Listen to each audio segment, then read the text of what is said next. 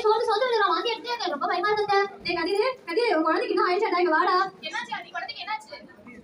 ஏங்க குழந்தை ஒரு மாதிரி சோர்ந்து சோர்ந்து விழுறான். வாந்தி எடுத்துட்டே இருக்கான். வயிற்றாலையா போகுதுங்க.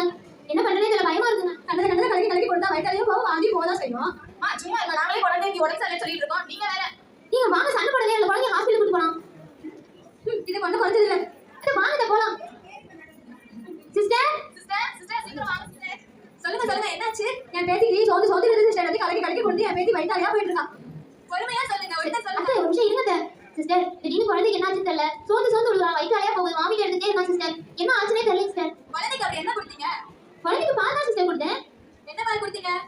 அது சிஸ்டர் அந்த பவுடர் பால். நாளைக்கு பாரு, என் பேத்திக்கு பவுடர் பால் கொடுத்தியா? தாய்ப்பால் கொடுக்கலையா? நீ தாய்ப்பால் கொடுக்கணும் நினைச்சிருக்கேன் நானு. சும்மா இல்ல, நாங்களே குழந்தை உடம்பு சரியில்லை நினைச்சிட்டு நீங்க வேற இங்க வந்து சண்டை போட்டுட்டு இருக்கீங்க. அமைதியா இருந்தா ட்ரீட்மெண்ட் பண்ண முடியும்.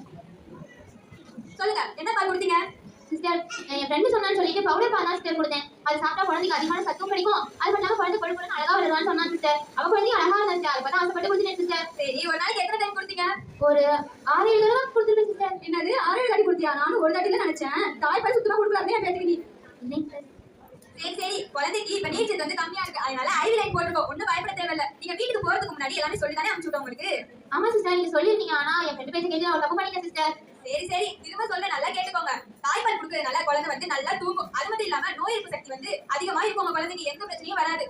நீங்க குழந்தை பிறந்ததுக்கு அப்புறம் உங்களுக்கு ரத்தப்போக்கு கூட கம்மியாகும் தாய்ப்பால் கொடுக்கறதுனால. அது மட்டும் இல்ல, மூட்டு வலி, முதுகு வலி எதுவும் உங்களுக்கு வராது. முக்கியமான இன்னொரு விஷயம், நீங்க தாய்ப்பால் கொடுக்கறதுனால மார்பக புற்றுநோய், கர்ப்பப்பை வாய் புற்றுநோய் எதுவும் உங்களுக்கு வராது. அது மட்டும் இல்லாம நீங்க தாய்ப்பால் கொடுக்கறதுனால குழந்தைக்கு மூல வளர்ச்சி வந்து அதிகமா இருக்கும். முக்கியமான ஒன்று நல்லா கேட்டுக்கோங்க. உங்களுக்கும் உங்க குழந்தைக்கும் உள்ள இணைப்பு வந்து அதிகரிக்கும். தாய்ப்பால் கொடுக்கறதுனால உடம்பு ஏறுன்னு சொல்றீங்களா? அப்படியெல்லாம் கிடையாது. தாய்ப்பால் கொடுக்கறதுனால உங்களுக்கு உடம்பு நல்லா தான் இருக்கும். உங்க மூஞ்சில பொலிவு அதிகமா தான் தெரியும். நீங்க இதெல்லாம் மறந்துட்டு நீங்க தாய்ப்பால் கொடுக்காம பவுடர் பால் கொடுத்துருக்கீங்க.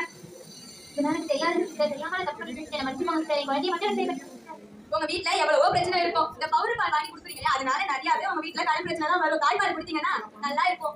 ஆமா சிஸ்டர், ஒரு டப்பாவோட விலை 500 ரூபாய். அவ்வளவு காசு கொடுத்து வாங்கினாலும் முழுசா 3 நாள் கூட வர மாட்டேங்குது சிஸ்டர். நீங்க சொல்றது சரிதான். அப்ப மாசத்துக்கு எவ்வளவு ஆகும் நீங்களே பாருங்க.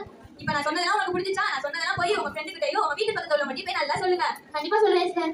கண்டிப்பா என் வீட்டு பக்கத்துல முக்கியமா என் ஃப்ரெண்டு சிஸ்டர். அவ சொன்னதை கேட்டுதான் சொன்னேன் நானு. அவ அடிக்கடி ஒரு குழந்தை உடம்பு சரியில்லாம போகுதுன்னு சொன்னப்ப எல்லாரும் கொழு கொழுன்னு இருக்கான்னு கண்டு வைக்கிறான் தான் என்கிட்ட சொன்னான். நானும் அதான் நம்புறேன். ஆனா இப்பதான் புரியுது, அவ பவுடர் பால் கொடுத்தனால குழந்தைக்கு உடம்பு சரியில்லாம போகுது, உங்க குழந்தைக்கு தேவையான சத்து கிடைக்கலன்னு. இப்ப நான் புரிஞ்சுட்டேன் சிஸ்டர். ரொம்ப நன்றி சிஸ்டர். இப்ப யாரும் விலங்கு செய்யாடி. சரி சார், இவ்வளவு நேரம் என்னுடைய பொம்மலாட்டத்தை கண்டு கிடைச்சா அவங்க எல்லாத்துக்கும் நன்றி. நன்றி, வணக்கம்.